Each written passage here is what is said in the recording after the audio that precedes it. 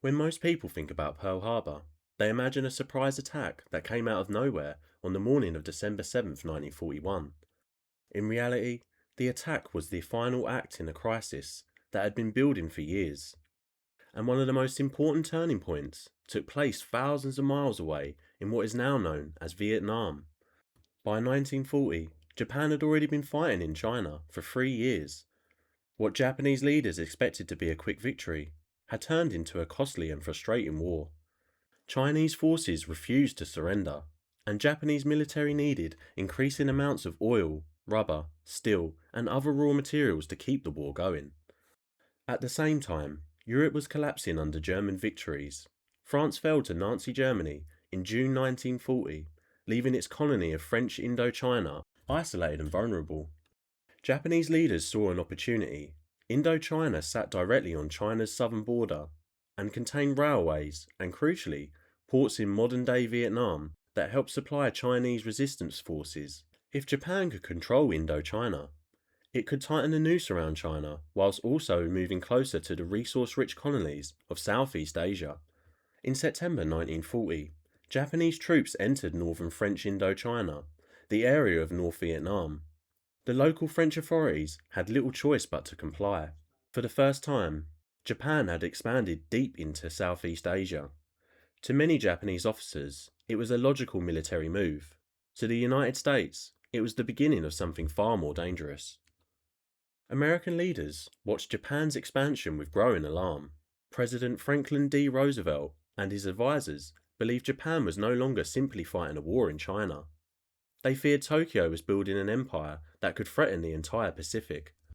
When Japan occupied northern Indochina, the United States responded with economic pressure.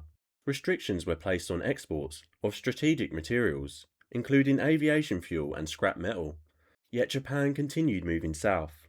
Then came the decisive moment. In July 1941, Japanese forces occupied southern Indochina, modern-day South Vietnam, Laos, Cambodia primarily, to gain access to bases on the Vietnamese coast, much closer to British Malaya, the Dutch East Indies, and Singapore. From those positions, Japan could potentially strike at some of the richest sources of oil and rubber in the world. For Washington, this looked like preparation for further conquest. The American response was swift and devastating.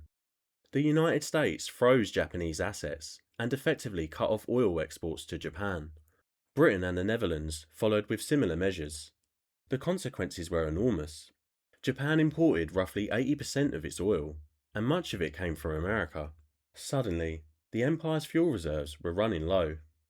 Japanese planners estimated they had enough oil for perhaps 18 months to 2 years of major operations. The clock was ticking.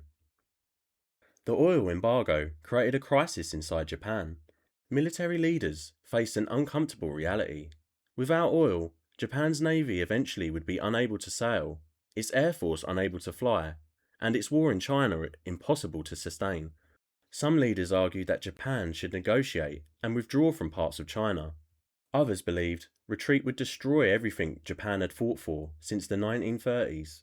The Japanese government therefore faced a stark choice: accept American demands and abandon years of conquest, or seize the oil fields of Southeast Asia before the reserves ran out.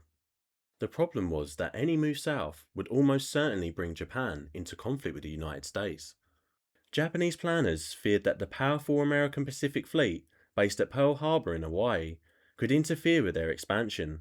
As a result, some officers began advocating a bold solution.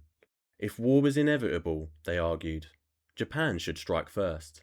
One of the strongest supporters of this idea was Isoroku Yamamoto, commander of the Japanese Combined Fleet. His proposal was extraordinary: launch a surprise attack against Pearl Harbor, cripple the American fleet, and buy Japan enough time to secure Southeast Asia's resources. On December 7th, 1941, Japanese aircraft attacked Pearl Harbor. The strike shocked the United States and brought America into the Second World War. Yet the roots of the attack can be traced back through a chain of events that led directly to Indochina. Japan's occupation of French Indochina triggered American fears of wider expansion. Those fears led to economic sanctions. The occupation of southern Indochina then helped provoke the oil embargo that threatened Japan's entire war effort. Faced with dwindling fuel reserves, Japanese leaders concluded that they had to capture oil-rich territories of Southeast Asia. To do that, they believed they first needed to neutralize the American Pacific Fleet. In that sense, Vietnam did not cause Pearl Harbor by itself. The deeper causes included Japan's invasion of China, American opposition to Japanese expansion, and the struggle for resources across Asia. But the occupation of French Indochina was the crucial link in the chain. Without Japan's move into Vietnam, the American oil embargo might never have been imposed in the same way. And without that embargo, the pressure pushing Japan towards war may have been far less intense. The road to Pearl Harbor ran through many places, but one of the most important was French Indochina, the territory that would later become Vietnam.